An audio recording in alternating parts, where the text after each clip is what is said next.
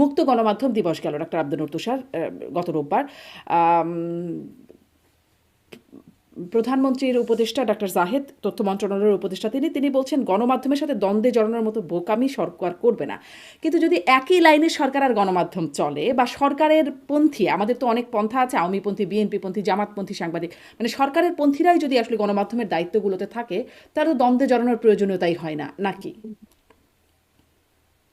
সরকারপন্থীরা দায়িত্ব নিচ্ছেন অনেক জায়গাতে, সত্য কথা, দায়িত্ব নিচ্ছেন না, অনেকে জোর করে ঢুকে নিয়ে পড়ছেন। ফেলেছেন। তো জবরদস্তি যদি কেউ ঢুকে পড়েন, এই জবরদস্তির ফলে যে নতুন গণমাধ্যম তৈরি হবে, সেই গণমাধ্যম আগের মতো জি হুজুর করবে। তো জি হুজুর করলে পরিণতি যেখানে যাওয়ার সেখানেই তো যা। আমরা তো এটা দেখেছি, এখন তো একটা ল্যাব ল্যাব প্রুভেন একটা কেস আছে আমাদের সামনে। প্রশ্ন নয় তেল নিয়ে এসেছি, করলে কি হয় সেটা তো আমরা দেখতে পেয়েছি। তবে জাহিদ যেটা বলেছেন, আমি সেটা মনে করি সেটা অন্য দৃষ্টিভঙ্গি থেকে বলেছেন। আমি থাকলে একই কথাই বলতাম। দ্বন্দ্বে জড়ানো মানে কি? গণমাধ্যমকে নিয়ন্ত্রণ করার চেষ্টা করা। তো সরকার যদি গণমাধ্যমকে নিয়ন্ত্রণ করার চেষ্টা না করে, অথবা গণমাধ্যমে কেউ নেগেটিভলি সরকারের কোনো সমালোচনা করলে সেটাকে ব্যক্তিগতভাবে নিয়ে অত্যাচার, নির্যাতন সেই পথে না যায়, তাহলে হবে দ্বন্দ্বে না জড়ানো। আর একটা সেটা একটু প্রশ্ন করি। নিজের লোক নিয়োগ দিয়ে দ্বন্দ্বে না জড়ানো, ওইটা এক ধরনের হ্যাঁ। জিনিস। কিন্তু আপনার তো নিশ্চয়ই মনে আছে, নিজের লোক তো আওয়ামী লীগের সময় প্রচুর নিয়োগ দেওয়া হয়েছিল, কোনো টিভি চ্যানেল দেওয়া হয় নাই যেটা আওয়ামী লীগের বিশ্বাসভাজন না। তারপরেও কি সাংবাদিকদের উপরে বিভিন্ন জায়গাতে আওয়ামী লীগের লোকজন রুষ্ট হয় নাই? দু একজন সাংবাদিককে তারা মানে নানান ভাবে আক্রান্ত করে নাই? করেছে। কারণ দিন শেষে কোনো না কোনো সাংবাদিক, কেউ না কেউ তো প্রতিবাদ করে বসে, কেউ না কেউ কথা বলে। এটা তো একেবারে চুপ করিয়ে রাখা যায় না। ফলে আমার কাছে মনে হয় যে এই নিজের লোক নিয়োগ দিয়ে দ্বন্দ্ব কমানোর কোনো উপায় নাই, বরং এটা করলে পরে বিপদ হয়। এটা করলে পরে সরকারের বিশ্বাসযোগ্যতা কমে যায়, এবং সরকারের লোকজনের এই ধরনের প্রকাশ্য আহ তৈলমর্দন মানুষকে শুধু আস্থাহীন করে না, বিরক্ত করে ফেলে। হুম। আরেকটা কি পলিসি সরকার করছে? ধরেন নির্যাতনের পলিসি, যেমন আপনি বলছেন যেটা আওয়ামী লীগের সরকারের সময় বিভিন্ন সময় ছিল, বা তার আগেও হয়তো ছিল।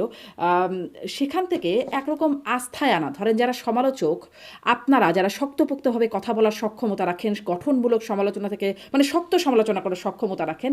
আমি যতটুকু জানি আপনিও প্রধানমন্ত্রী তারেক রহমানের সাথে কথা বলেছেন, ভুল হলে আপনি সংশোধন করতে পারেন, বা আরও যারা শক্তপোক্তভাবে কথা বলেন ওনার সাথে গণমাধ্যমে। আমি আগেও কথা বলেছি, উনি আমাদের কলেজে পড়তেন, আমাদের ইউনিয়নে না না, এসেছিলেন। প্রধানমন্ত্রী হবার পরে আর কি, প্রধানমন্ত্রী হবার পরে। হ্যাঁ, হবার পরে কথা বলেছি, আর এটা প্রথম নয়, আমি আগেও কথা বলেছি। হ্যাঁ। কেউ তো এত এত দীর্ঘ সময় কথা হয়।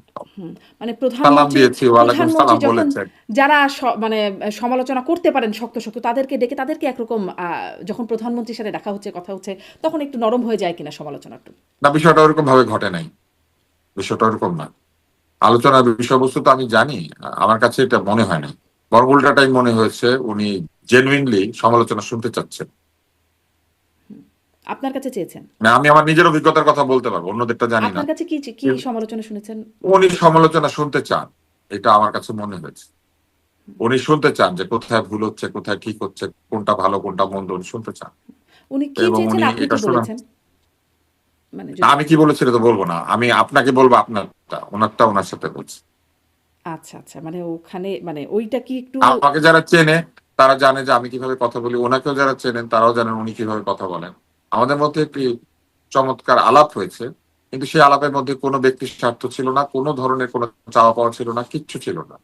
আমরা কথা বলেছি মূলত বিভিন্ন ইস্যু নিয়ে, এবং সেই সব ইস্যুতে আমার কাছে মনে হচ্ছে যে উনি আলোচনা এবং সমালোচনা দুইটাই শুনতে চান, তার মধ্যে ইচ্ছাটা আছে, যেটা আমি অতীতে অনেকের মধ্যে দেখিনি। হুম।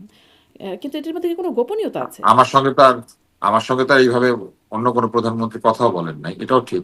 বা কথা আগে এত হয়েছে ফোনও হয়তো অন্য করতে শুনি কারোর নাই, সাথে এসে। সাংবাদিকদের ফোন করছেন, চিঠি দিচ্ছেন, এরকম যা শুনতে সেটা তো পাচ্ছি। একটা ভালো জিনিস। আপনি কি নিশ্চয়ই। মনে করেন না যে অবশ্যই। আমি আপনাকে একটা তুলনা দেই, শুনতে খারাপ লাগবে। ঈদের সময় 5,000 টাকা ধরিয়ে দেওয়ার চাইতে খামের মধ্যে সাংবাদিকদের হাতে, কিংবা নারী সাংবাদিককে 2টা শাড়ি দিয়ে দেওয়া, এটা দিয়ে দেওয়া, তাই না, নিজের একটা গয়না দিয়ে দেওয়া, এর চাইতে বরং কথা বললে ভালো হইতো না?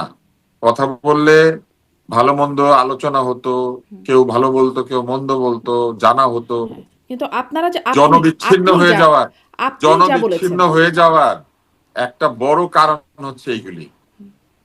আপনি কি কারণে সাংবাদিকদের খামের মধ্যে করে টাকা দিবেন ঈদের সময়? ঈদই এটা কি দিবেন নাকি? অন্যদেরকে তো দেন নাই। বাংলাদেশের সকল পেশাজীবীর অধিকার নাই, শুধু সাংবাদিকদের ছিল ঈদি পাওয়ার অধিকার? না, না, এটা তো খুবই দারুণ ব্যাপার যে বর্তমান প্রধানমন্ত্রী তিনি সাংবাদিকদের সাথে পার্সোনালি কথাবার্তা বলছেন, জানছেন, শুনছেন। কিন্তু আপনার সাথে যে কথোপকথন হলো বা আলাপচারিতা হলো, সেটা কি কোনো গোপন বিষয়? মানে বলা বলা যায় না, যে গোপন গোপন অগোপন আলোচনা? কিছু নাই, যে আলাপটা দুইজন মানুষের মধ্যে হয় এটা হচ্ছে ডিসিশন। আমি এটা বলবো না বলে সিদ্ধান্ত নিয়েছে। এখন আরেকজন যিনি আছেন উনি বলে দিলে বলে দিবেন। আমেরিকার সাথে যে চুক্তিটা হয়েছে, বাংলাদেশ তো এসে বলেছে না নন ডিসক্লোজার, বলে নাই, হুম, হুম। কিন্তু আমেরিকা এটা ছেড়ে দিয়েছে।